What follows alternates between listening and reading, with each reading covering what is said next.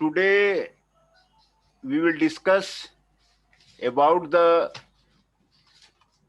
unit 2 of the project Go No Decision based on the project appraisal. Project appraisal जो आपको unit 2 में दिया हुआ है, प्रोजेक्ट का अप्राइजल करते हैं, उसमें मार्केट एंड डिमांड एनालिसिस है, टेक्निकल एनालिसिस है, सोशल एनालिसिस है, इकोलॉजिकल एनालिसिस है और फाइनेंशियल एनालिसिस है। ये आपको 5 तरह के एनालिसिस करने के बाद प्रोजेक्ट का अप्राइजल करते हैं।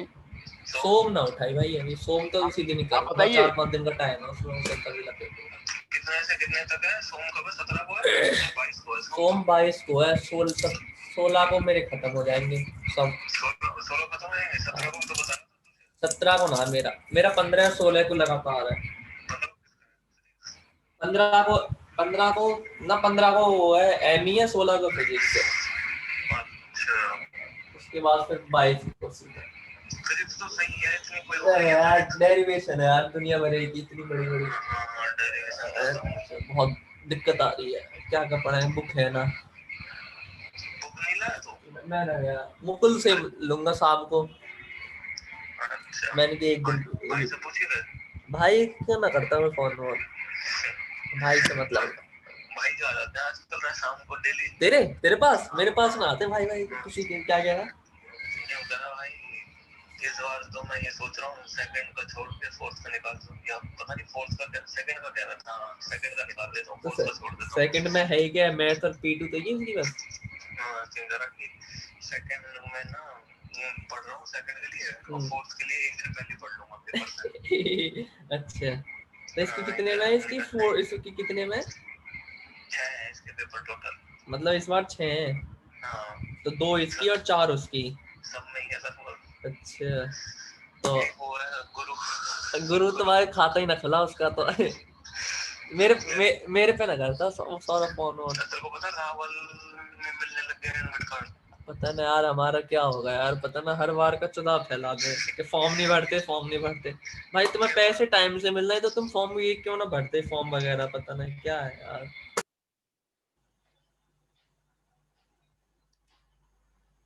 तो प्रोजेक्ट अप्राइजल में आपको 5 तरह की एनालिसिस करनी है, मार्केट एनालिसिस करनी है, टेक्निकल एनालिसिस करनी है, सोशल एनालिसिस करनी है, इकोलॉजिकल एनालिसिस करनी है और फाइनेंशियल एनालिसिस करनी है। उसके बाद ही प्रोजेक्ट आपको डिसाइड होता है कि प्रोजेक्ट सक्सेस होगा या नहीं होगा, प्रोजेक्ट को लगाना है नहीं लगाना है। उसमें मार्केट एंड डिमांड एनालिसिस बहुत जरूरी है। इसकी वजह से कई जो है कंपनियां फेल हो गए हैं। उसमें आपको need for the demand forecasting है। किसी भी सामान की डिमांड जो है आपको कंटिन्यूअस बना रहना चाहिए, तभी वो आपको सक्सेस कर पाएगा। ये आपको डिमांड जो है हमेशा उसको बना रहना चाहिए किसी भी सामान का। दूसरा, ये कैसे डिसाइड होगा, तो ये आपको मार्केट आइडेंटिफिकेशन से डिसाइड होगा। मार्केट को आइडेंटिफाई कीजिए, बिजनेस साइकिल को पता कीजिए कि बिजनेस साइकिल है क्या, और सिचुएशनल एनालिसिस है क्या, मार्केटिंग प्लान है क्या, 5C एनालिसिस है क्या, और मार्केट सर्वे करने की जरूरत है, मार्केट रिसर्च करने की जरूरत है, क्वेश्चनर बना करके 1-to-1 सर्वे करने की जरूरत है। तभी आपको मार्केट एनालिसिस प्रोजेक्ट का बारे में आपको पता चलेगा कि प्रोजेक्ट आपने जो लगाया है, प्रोजेक्ट आपको सक्सेस है कि नहीं है। उसकी कंज्यूमर डिमांड कितनी है, उसकी फोरकास्टिंग कंज्यूमर डिमांड कितनी है, तभी उसका पता चलेगा। इन्वायरमेंट इम्पैक्ट असेसमेंट करने के बाद ही आपको पता चलेगा कि उसकी डिमांड जो है आपको कितनी है। तो ये आपको मार्केट और डिमांड एनालिसिस है। Today will study about the market and demand analysis. Engineering में आपको कंपटीशन काफी ज्यादा बढ़ गया है, काफी कॉम्पिटिटिव माहौल आ गया है, ग्लोबलाइजेशन हो गया है, और आपको वॉइस ऑफ द कस्टमर्स को आपको सुनने की जरूरत है। आपको कैरी आउट द किसी भी प्रोडक्ट का स्ट्रेटेजिक बिजनेस पॉलिसी आपको बनाने की जरूरत है। आपको डिमांड जो है आपको बनाने की जरूरत है। जो डिमांड फोरकास्टिंग है, किसी भी आइटम का सबसे पहले डिमांड फोरकास्टिंग कीजिए कि उसका जो है डिमांड कितना जो है आपको पर मंथ आपको रहता है। बिजनेस प्लान चलने के लिए आपको procurement of the raw material चाहिए, प्रोडक्शन प्लानिंग चाहिए, ये सारे आपको डिमांड फोरकास्टिंग से ही रिलेट होते हैं। बैच टाइप प्रोडक्शन है, जॉब टाइप प्रोडक्शन है, उसमें प्रोडक्शन प्लान बनाना है, आपको रॉ मटेरियल खरीदनी है, procurement of the raw material है। तो ये जो बिजनेस प्लान है, बिजनेस प्लान आपके डिमांड फोरकास्टिंग के डिमांड के साथ ही आपको ये आपको जो होता है। इसीलिए इसमें मार्केट आइडेंटिफिकेशन सबसे पहले जरूरी है कि पहले मार्केट को आइडेंटिफाई कीजिए, कि टारगेट कीजिए कि न्यू प्रोडक्ट और सर्विसेज का यहाँ पर मार्केट है कि नहीं है। जो करंट प्रोडक्ट एंड सर्विसेज है, क्या वो कस्टमर को सेटिस्फाई कर रही है, ये इसको डिटरमाइन कीजिए। जो आप नया प्रोडक्ट ला रहे हैं उसमें क्या चीज नई चीज है, न्यू इंडस्ट्री जो आप ला रहे हैं, न्यू प्रोडक्ट जो आप मार्केट में ला रहे हैं, उसमें क्या चीज नया चीज है जो कस्टमर को देगा, कस्टमर को सेटिस्फाई करेगा। ये आपको मार्केट आइडेंटिफिकेशन की जरूरत है। पहले किसी भी प्रोजेक्ट करने के पहले, कोई भी प्लांट लगाने के पहले मार्केट को पहले आइडेंटिफाई कीजिए कि पहले मार्केट कहां पर है, उसका मार्केट कहां पे, कौन कौन से मार्केट है, मार्केट आइडेंटिफिकेशन कीजिए। हाँ, तो once a potential market is identified, आप प्लांट लगाइए, कोई दिक्कत नहीं होगी, है ना। पोटेंशियल मार्केट आपको आइडेंटिफाई हो जाता है तो उसके बाद जो है आपका बिजनेस साइकिल आपका जो है शुरू हो जाता है। तो ये consumer demand, company will use the market survey, customer feedback लेती है, determine the satisfaction and current product and services. तो ये आपको जरूरी है। सिचुएशन एनालिसिस, मार्केट की सिचुएशन एनालिसिस, स्वॉट एनालिसिस, पोर्टर 5 फोर्सेस एनालिसिस, ये आपको जरूरी है। Situation analysis to analyze the manager both the internal and external environment of the organization, ये जानना आपको जरूरी है। A market plan is created, तो ये मार्केट प्लान में आपको क्या क्या चीज करनी है, ये यहाँ पर आपको मार्केटिंग प्लान में आपको दिया हुआ है। आपको सिचुएशन एनालिसिस टेक ओवर करना है, उसका ऑब्जेक्टिव क्या है उसको टेक ओवर करना है, बजटिंग क्या है उसको टेक ओवर करना है, स्ट्रेटजी क्या है उसको टेक ओवर करना है, एग्जीक्यूशन क्या है उसको टेक ओवर करना है, इवैल्यूएशन उसको कैसे करते हैं वो उसको आपको टेक ओवर करना है। तो सिचुएशन एनालिसिस आपको मैक्रो इन्वायरमेंटल फैक्टर्स पे काम करता है कंपनी का, वो आपको इंडिकेट करता है कंपनी का प्रोडक्ट पोजीशन आपको बताता है, overall survival of the business बताता है, ये जो है आपको बताता है। तो उसमें आपको 5C एनालिसिस, ये आपको जरूरी है। 5C एनालिसिस आपका आप कर लीजिए। 5C एनालिसिस यहाँ पे आपको दिया हुआ है। 5C का मतलब है कंपनी, 1C हो गया competitor, who are the competitor, number 3 customer, number 4 collaborators and number 5 climate क्या है। ये आपको 5C एनालिसिस है। 5C एनालिसिस को आप अच्छा तरह समझ लीजिए, 5C एनालिसिस को आप कर लीजिए, तो आपका सिचुएशन एनालिसिस आपको कवर हो जाता है। तो ये 5C एनालिसिस जो करने के बाद जो कंपनी आपको लगाएगी, कंपनी बिठाएगी, वो कंपनी कभी जो है उसका प्रोजेक्ट का अप्राइजल इसी से होता है। 5C एनालिसिस पहले कंपनी का जो है एनालिसिस कीजिए। The analysis of the company allows for evolution of the companies objective, company का ऑब्जेक्टिव क्या है, कंपनी का स्ट्रेटजी क्या है, कंपनी का कैपेबिलिटी क्या है। These area indicate to an organization about the strength of the business model, where there are areas of improvement as well how the organization will fit with the external environment. उसका गोल क्या है, company का objective क्या है, company का mission क्या है, इसके स्टेटेड गोल्स क्या है।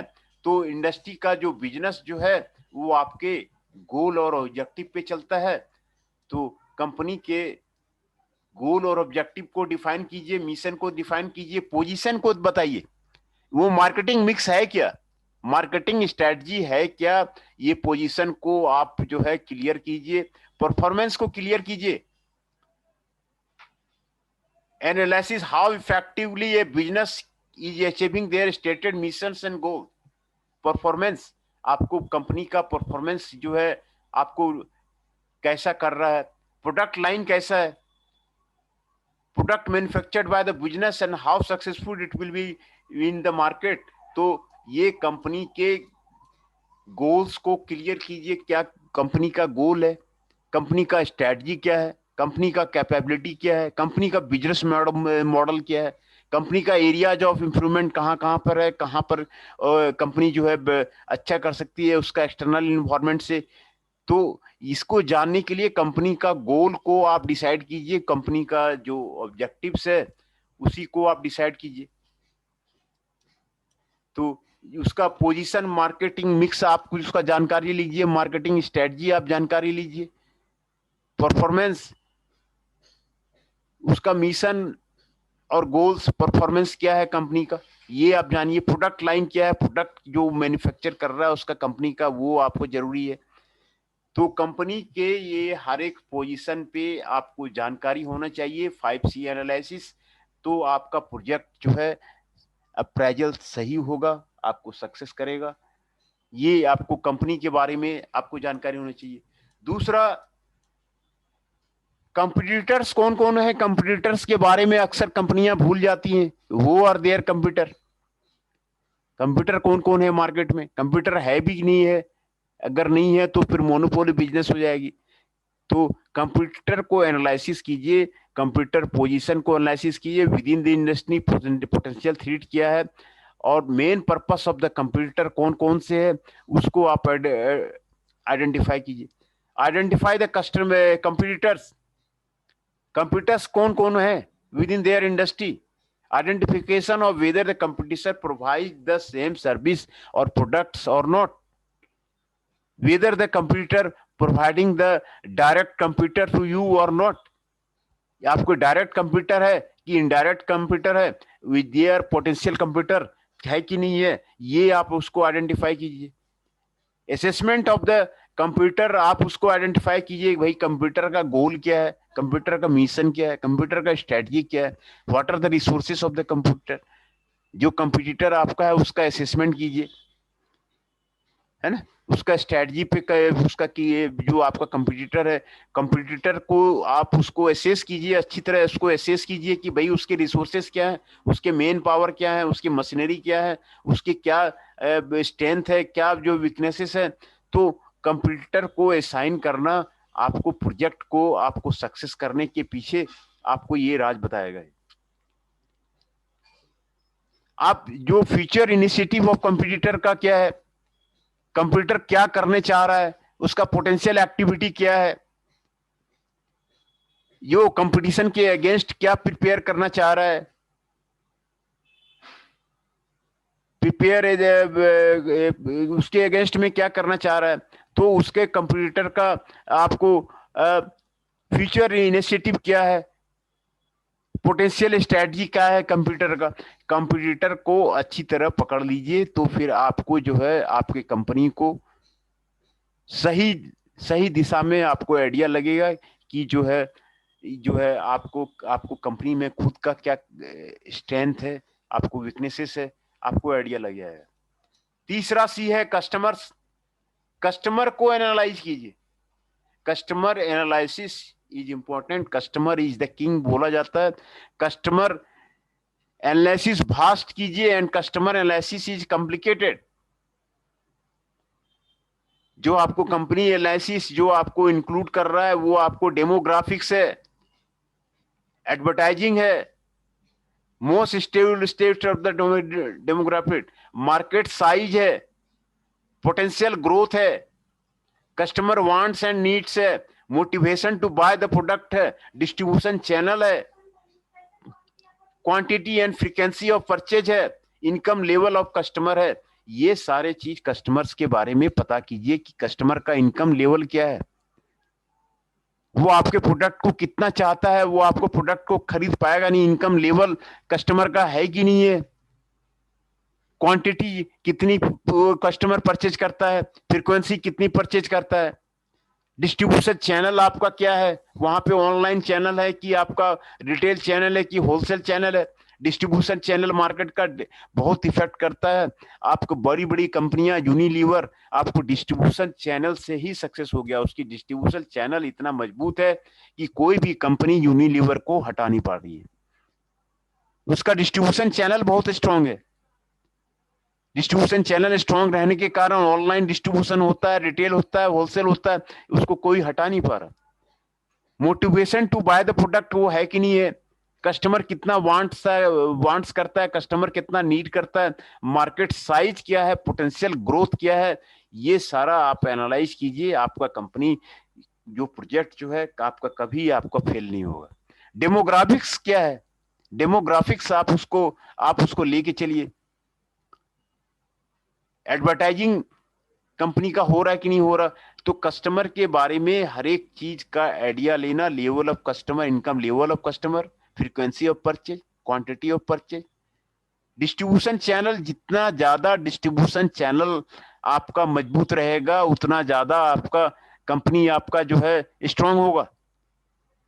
ऑनलाइन डिस्ट्रीब्यूटर कितने हैं आपके, रिटेलर्स कितने हैं, होलसेलर कितने हैं, ये जो है जानने के लिए आपको बहुत जरूरी है डिस्ट्रीब्यूशन चैनल का स्टडी, आपका वो स्टडी करना।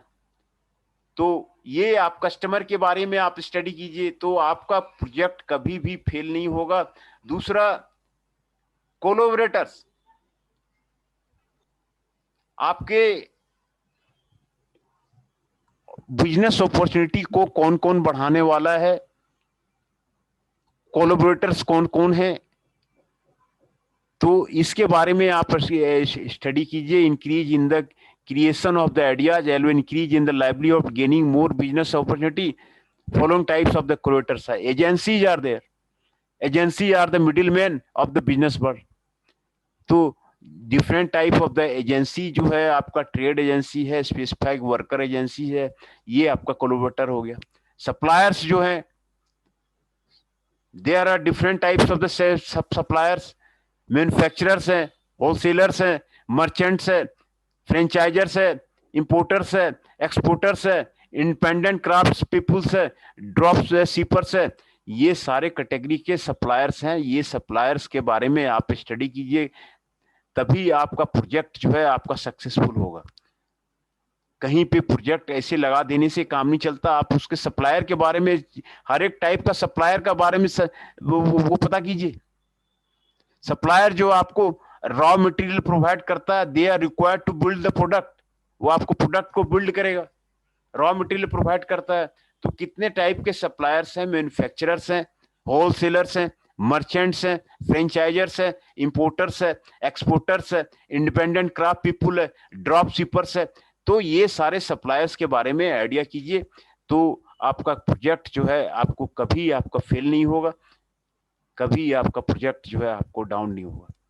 डिस्ट्रीब्यूटर्स है, distributors are the important for holding areas of the inventory, वो आपको मैनेज करता है, रिलेशनशिप, वेंडर रिलेशनशिप मैनेज करता है, कहां पर जो आइटम पहुंचाना है, आपको कहां पर आइटम नहीं पहुंचाना है। Distributors are important the holding areas of the inventory, वो आपको मैन्युफैक्चरर रिलेशनशिप मजबूत रखता है। तो डिस्ट्रीब्यूटर के बारे में आप जो है आइडिया रखिए, डिस्ट्रीब्यूटर कितने हैं। पार्टनर्स जो है, business partner share assets and liability allow a new source of the capital and skills, ये आपको कितने हैं, ये इसके बारे में स्टडी कीजिए। Business must be able to identify whether the collaborator has the capability needed to help run the business, ये आपको जरूर होना चाहिए। कोलैबोरेटर बिजनेस रिलेशनशिप, ये आपको जरूर होना चाहिए, ये आपको आइडेंटिफाई करना आपको जरूरी है। और लास्ट में 5वां सी है क्लाइमेट। क्लाइमेट आपको बहुत हेल्प करता है। क्लाइमेट जो है स्टेट वाइज आपको क्लाइमेट अलग होता है, उत्तराखंड का क्लाइमेट अलग है, गुजरात का क्लाइमेट अलग है, पंजाब का क्लाइमेट अलग है, उड़ीसा का क्लाइमेट आपको अलग है। तो बिजनेस क्लाइमेट जो है वो आपको डिफरेंट फैक्टर्स को एनालिसिस करता है। तो पॉलिटिकल एंड रेगुलेटरी इन्वायरमेंट है, कैसा है पॉलिटिकल और रेगुलेटरी इन्वायरमेंट कैसा है, how active the government regulates the market with their policies, how it affect the production, distribution and sale of goods and services, ये थोड़ा सा आप चेक कीजिए। इकोनॉमिक इन्वायरमेंट कैसा है, माइक्रो इकोनॉमिक्स, एक्सचेंज रेट कैसा है, आप उसको इन्फ्लेशन रेट कैसा है, इकोनॉमिक इन्वायरमेंट इन्फ्लेशन रेट से आपको पता चलता है। तो ये सारी चीजें जब आप स्टडी कर लेंगे तो आपका प्रोजेक्ट का सही रूप से आइडिया लगेगा कि भाई प्रोजेक्ट आपको लगाना ही नहीं लगाना। एक्सचेंज रेट, एक्सचेंज रेट क्या है, इन्फ्लेशन रेट क्या है, इकोनॉमिक इन्वायरमेंट कैसा है, ये आप थोड़ा पता कीजिए, तभी जो है आप लगाइए। सोशियो इन्वायरमेंट कैसा है, स्टडी ऑफ द डेमोग्राफिक्स कैसा है, एजुकेशन कैसा है, एरिया का एजुकेटेड पीपुल मिल जाते हैं नहीं मिल जाते हैं, कल्चर कैसा है, कल्चर है कि नहीं मिलता है नहीं मिलता है, तो ट्रेंड ऑफ सोसाइटी क्या है। तो ये आपको सोशियो कल्चरल इन्वायरमेंट वहाँ का कैसा है उसके बारे में जानकारी लेना चाहिए, तभी आपको प्रोजेक्ट लगाना में जो है आपको बेहतर होगा। टेक्नोलॉजिकल एनालिसिस आपको जरूरी है, क्लाइमेट में टेक्नोलॉजिकल एनालिसिस आपको जरूरी है। ओल्ड रूटीन और suggest of the new methods और कोस्ट इफिशिएंट मेथड्स, ये जानना आपको जरूरी है कि कौन कौन सा आपको कोस्ट इफेक्टिव मेथड है। कॉम्पिटिटिव गेन ओवर, कौन कौन सा कॉम्पिटिटिव और एडवांटेज आपको गेन आता है, सफिशिएंट नॉलेज। हाँ बोलिए बोलिए सर। हाँ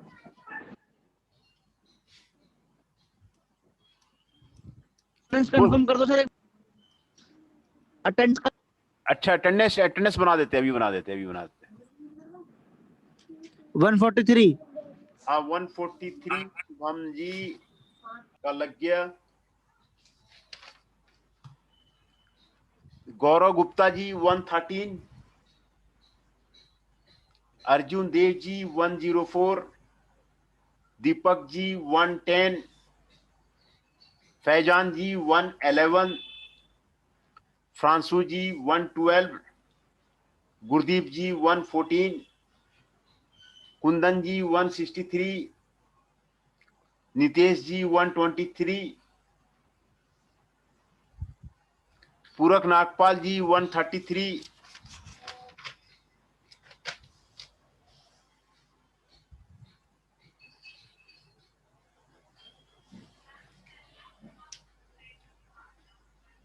रजनीश कुशवाहा जी 134,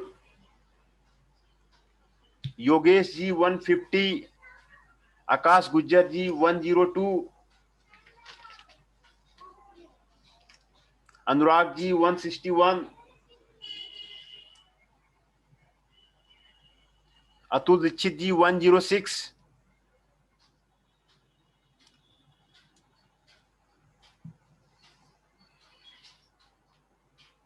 हिमांशु जी 117,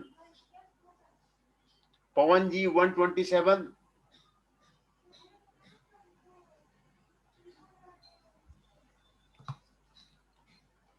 मैं अटेंडेंस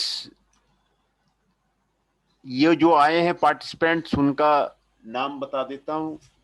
पवन जी 127, हिमांशु जी 117, अतुल दीक्षित जी 106, अनुराग जी 161, आकाश गुज्जर जी 102, योगेश जी 150, रजनीश कुशवाहा जी 134, पूरक नागपाल जी 133, नितेश जी 123, कुंदन कुमार जी 163, गुरदीप रावत जी 114, गौरव गुप्ता जी 113, फ्रांसू जी 112, फैजान जी 111, दीपक जी 110, अर्जुन देव 104, Deepak ji 110 and Shubham Bhardwaj ji 142।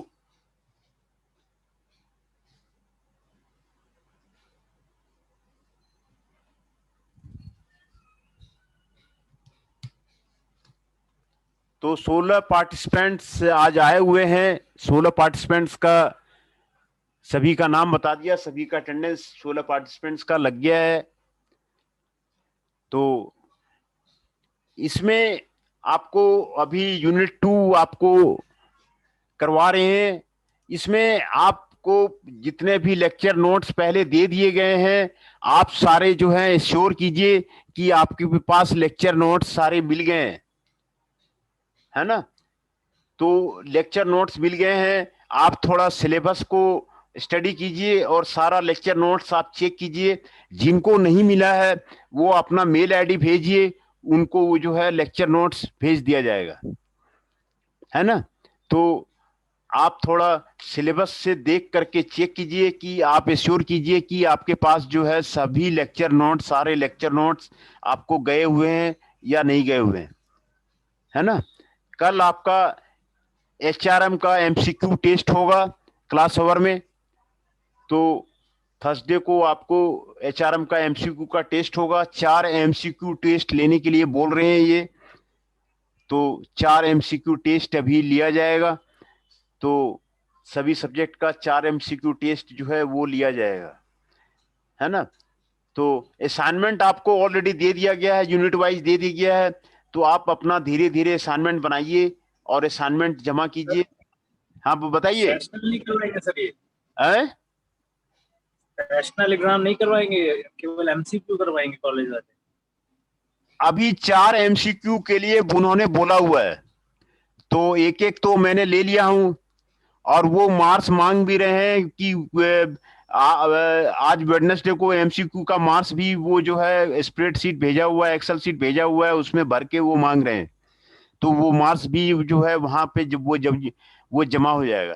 Attendance daily जो है वो जमा हो जाता है डेली ही। मेरा क्वेश्चन ये है सर कि ये केवल एमसीक्यू करवा रहे हैं, सेशनल नहीं करेंगे जैसे लास्ट टाइम उन्होंने रिटन क्वेश्चन उन्होंने दिए थे असाइनमेंट टाइप के, वैसे अभी तो उसके बारे में कोई सूचना नहीं मिला हुआ है।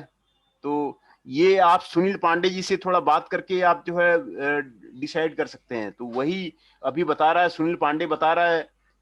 तो जैसे जैसे वो कह रहा है लेने के लिए, तो वैसे वैसे जो है जो इंस्ट्रक्शन डेली उसका इंस्ट्रक्शन आता रहता है, तो उसी के अकॉर्डिंग हम लोग जो है वो कर रहे हैं।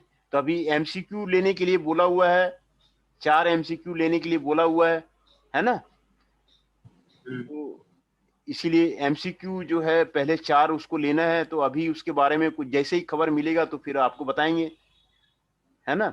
तो आपको कोई कंफ्यूजन है तो आप सुनील पांडे जी से फोन करके आप थोड़ा क्लियर कर लीजिए कुछ अगर ज्यादा। हाँ, अटेंडेंस डेली वो चला जाता है, वो डेली मांगते हैं, और पीछे का अटेंडेंस जो है वो फिलअप नहीं होता है, उसका लॉक लग जाता है। तो यही सिचुएशन है ना। तो today we have discussed about the 5C analysis. ये आपको प्रोजेक्ट को बैठाने के लिए, प्रोजेक्ट अप्राइजल के लिए आपको बहुत जरूरी है। कंपनी का मार्केट एनालिसिस को पकड़ने के लिए, मार्केट का जो आपको कमजोरी को पकड़ लिया, मार्केट के जो अपॉर्चुनिटीज को पकड़ लिया, वो प्रोजेक्ट कभी जो है आपका डूबेगा नहीं। कितनी कंपनियां आ गई, बंद हो गई, लेकिन यूनिलीवर जो है, यूनिलीवर का सारे प्रोजेक्ट जो है वो सक्सेसफुल रहे। उसके कारण यही है कि उसका जो है डिस्ट्रीब्यूशन चैनल जो है बहुत स्ट्रांग है। उसके कंपटीटर्स जो है वो टिक नहीं पाते हैं, और जो भी जो है उसका कस्टमर्स है, कस्टमर बेस उसका बहुत स्ट्रांग है। तो ये 5C एनालिसिस जो आपको बताया गया है, क्लाइमेट को एक तो स्टडी करना है, पॉलिटिकल और रेगुलेटरी इन्वायरमेंट कैसा है, क्लाइमेट कैसा है कंपनी का लगाने के लिए, इकोनॉमिक इन्वायरमेंट, इन्फ्लेशन रेट वगैरह, एक्सचेंज रेट वगैरह कैसा है, सोशियो कल्चरल इन्वायरमेंट कैसा है, टेक्नोलॉजिकल एनालिसिस कैसा है वहां पर। दूसरा, कोलैबोरेटर्स वहां पर कैसा है, जो उस एरिया में कोलैबोरेटर्स आपको कैसा है, कौन सा स्टेट का कोलैबोरेटर आपको बढ़िया है, एजेंसी जो है, सप्लायर, डिस्ट्रीब्यूटर आपको कहाँ पर बढ़िया है। तो कस्टमर्स जो है आपके कौन कौन जो कस्टमर जो है आपको, ये आपको income level of the customer क्या है, quantity and frequency of purchase क्या है, डिस्ट्रीब्यूशन चैनल क्या है, motivation to buy the product ये क्या है, कस्टमर वांट्स एंड नीड्स क्या है, मार्केट साइज क्या है, पोटेंशियल ग्रोथ क्या है, ये आपको क्या है। आपको कंप्यूटर का आपको आइडेंटिफाई कीजिए कि भाई कंपटीटर्स आपके क्या है, कंप्यूटर को असेस कीजिए। फ्यूचर जो पॉलिसी है कंप्यूटर का उसको असेस कीजिए। तो ये 5C एनालिसिस जो है आपको बहुत जो है काम आएगा। कंपनी के गोल के बारे में आप उसको चेक किए, पोजीशन क्या है कंपनी की, परफॉर्मेंस क्या है, प्रोडक्ट क्या क्या, प्रोडक्ट लाइन क्या क्या कंपनी की है। तो 5C एनालिसिस जो है आपको किसी भी प्रोजेक्ट अप्राइजल के लिए बहुत महत्वपूर्ण आपको जो है कदम होगा। आपको मार्केट का जो है सारा प्लान आपको कैसे क्लियर होगा, उसका सिचुएशन एनालिसिस कीजिए, ऑब्जेक्टिव कीजिए, बजटिंग कीजिए, स्ट्रैटेजी कीजिए। तो ये आपको मार्केटिंग प्लान है। मार्केट एनालिसिस कीजिए, 5C एनालिसिस कीजिए सिचुएशन एनालिसिस में, है ना। तो सिचुएशन एनालिसिस कीजिए। तो ये आपको जरूरी है आपको मार्केट में आइडेंटिफाई करने के लिए। जब तक कि आप डिमांड का फोरकास्टिंग नहीं कर पाते हैं, मार्केट को आइडेंटिफाई नहीं कर पाते हैं, बिजनेस साइकिल आप आइडेंटिफाई नहीं कर पाते हैं, 5C नहीं करते हैं, मार्केटिंग प्लान नहीं करते हैं, तब तक आपका कंपनी जो है सक्सेस नहीं करेगा। जब तक कि आप मार्केट के पहले डिमांड को समझिए कि आप जो प्रोडक्ट लॉन्च कर रहे हैं, क्या कोई ऐसा कंपटीटर है जो कि प्रोडक्ट जो है आपको दूसरा उसका प्रोडक्ट जो है वहां पे छाया हुआ है, आपके प्रोडक्ट के आने से वहां पर जो है बेनिफिट नहीं होगा। तो ये मार्केट और डिमांड एनालिसिस बहुत जरूरी है प्रोजेक्ट अप्राइजल के लिए। प्रोजेक्ट अप्राइजल के लिए मार्केट एंड डिमांड एनालिसिस ये आपको बहुत जरूरी है ना। तो today we discuss about the market identification, business cycle, marketing plan और 5C एनालिसिस। 5C एनालिसिस जो है ये हम आपको बहुत जरूरी है। 5C analysis, need for the demand forecasting. Forecasting जब तक आपको क्लियर नहीं होगा तब तक आप प्रोडक्शन प्लान नहीं कर पाएंगे। जो procurement of the raw material है, कैपिटल इन्वेस्टमेंट, आपका डिमांड फोरकास्टिंग पे डिपेंड करेगा। डिमांड फोरकास्ट किस तरह का है उस पर डिपेंड करेगा कि procurement of the raw material कितना होगा और प्रोडक्शन प्लानिंग क्या होगा, उसी पे आपको डिपेंड करेगा। तो ये high volume high technology mass production system वो आप लगाएंगे कि क्या करेंगे, तो वो उस पर डिपेंड करेगा। तो ये मार्केट आइडेंटिफिकेशन आपको बहुत जरूरी है। प्रोडक्ट लाइन को जानना न्यू इंडस्ट्री के लिए जो है ये आपको बहुत जरूरी है। बिजनेस साइकिल को पकड़ना बहुत जरूरी है ना।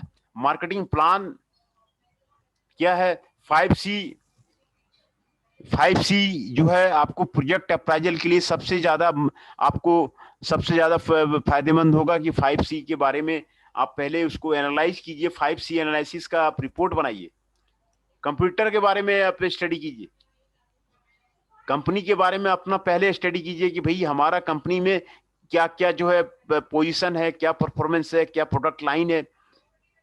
कंप्यूटर्स का जो है आइडेंटिफाई कीजिए कि कौन कौन से कंप्यूटर मार्केट में है। Identification of the computer is essential with in the industry.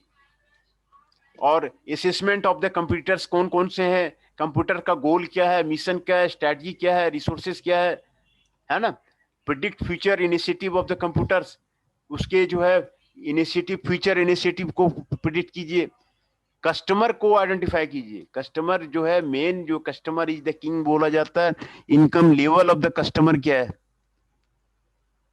Quantity and frequency of purchase क्या है, डिस्ट्रीब्यूशन चैनल क्या है, ऑनलाइन चैनल है, रिटेल चैनल है, होलसेल चैनल है, motivation to buy the product ये आपको क्या है, कस्टमर वांट्स एंड नीड्स ये क्या है, मार्केट साइज क्या है, पोटेंशियल ग्रोथ क्या है, एडवर्टाइजिंग क्या है, डेमोग्राफिक्स क्या है। ये सारा स्टडी करने के बाद अब प्रोजेक्ट जब खोलेंगे तो आपका प्रोजेक्ट का जो बेस है अप्रेजल बिल्कुल सही ढंग से होगा, आपको बहुत ज्यादा आपको क्लियर होगा। तो ये आपको कस्टमर के बारे में आपको हर एक तरह से आपको स्टडी करने के लिए कह रहा है। कस्टमर के एडवर्टाइजिंग का, मार्केट साइज का, पोटेंशियल ग्रोथ का, कस्टमर वांट्स एंड नीड्स क्या क्या है, motivation to buy the product क्या है, डिस्ट्रीब्यूशन चैनल क्या है, डिस्ट्रीब्यूशन चैनल में ऑनलाइन डिस्ट्रीब्यूशन होता है कि रिटेल है कि होलसेल है, quantity and frequency of purchase क्या है, इनकम लेवल ऑफ कस्टमर्स क्या क्या है, तो ये कस्टमर्स के बारे में आप स्टडी कीजिए। दूसरा, कोलोबरेटर्स के बारे में, कौन कौन सी एजेंसी है जो आपको ट्रेड में आपको हेल्प करेगा, रिक्रूटमेंट में हेल्प करेगा, बिजनेस नीड में आपको हेल्प करेगा, मिडिल मैन आपको बन सकता है, तो एजेंसीज के बारे में आप पता कीजिए। सप्लायर्स जो हैं आपके रॉ मटेरियल्स के, कौन कौन से सप्लायर्स हैं जो आपको रॉ मटेरियल आपको प्रोवाइड कर सकते हैं, सप्लायर्स के बारे में आप स्टडी कीजिए। रॉ मटेरियल के बारे में तो कितने different types of the suppliers हैं, मैन्युफैक्चरर्स है, होलसेलर्स है, मर्चेंट्स है, फ्रैक्शनाइज है, इंपोर्टर्स है, एक्सपोर्टर्स है, ये इसके बारे में आप स्टडी कीजिए, सप्लायर्स के बारे में। डिस्ट्रीब्यूटर के बारे में, डिस्ट्रीब्यूटर आपको एरिया ऑफ इन्वेंट्री होल्ड करता है, तो ये एक इंपॉर्टेंट जो है आपको इंपॉर्टेंट पर्सन है आपको डिस्ट्रीब्यूटर। तो डिस्ट्रीब्यूटर के बारे में आप पता कीजिए कि डिस्ट्रीब्यूटर जो आइटम आप लगाने जा रहे हैं, जो प्रोडक्ट लगाने जा रहे हैं, उसके डिस्ट्रीब्यूटर कितने हैं। Distributor can help the manufacturer relationship, जो आपको वेंडर रिलेशनशिप वो आपको हेल्प करेगा नहीं करेगा। तो ये कोलैबोरेटर के बारे में आप जो है पहले पता कीजिए कि ये कोलैबोरेटर जो है ये आपका कौन कौन है। Partnership, business partner should share assets and liability, तो इसके बारे में, बिजनेस पार्टनर के बारे में आपको आप पता कीजिए बिजनेस पार्टनर इसमें कौन कौन सा हो सकता है, उसको for new source of the capital and skills, ये आपको हो सकता है। तो ये 5C एनालिसिस वो अगर आप ठीक ढंग से कर लेते हैं तो आपका प्लांट जो है कभी जो है आपका बैठेगा नहीं, आपको हर एक तरह का एनालिसिस के बारे में आपको बता रहा है। पहला सी है कंपनी, दूसरा है कंपटीटर, तीसरा है कस्टमर, चौथा है कोलैबोरेटर और पांचवा है क्लाइमेट।